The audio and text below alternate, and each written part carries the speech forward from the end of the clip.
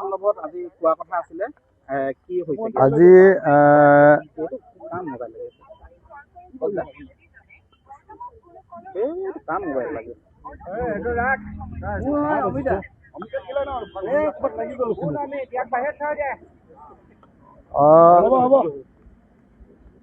আজি বিয়লি 3 বজাত গুৱাহাটীত এখন সংবাদমেলৰ জৰিয়তে আমাৰ মিত্ৰতা সম্পৰ্কীয় শেহতীয়া স্থিতি অৱগত কৰা হ'ব।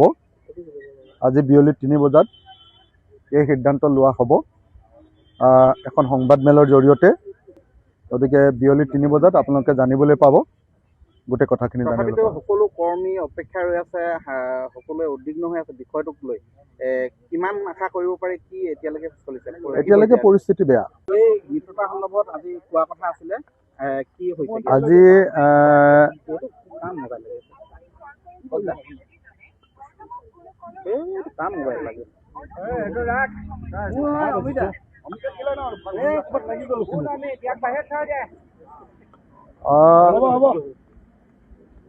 আজি বিয়লি 3 বজাত গুৱাহাটীত এখন সংবাদমেলৰ জৰিয়তে আমাৰ মিত্ৰতা সম্পৰ্কীয় শেহতীয়া স্থিতি অৱগত কৰা হ'ব।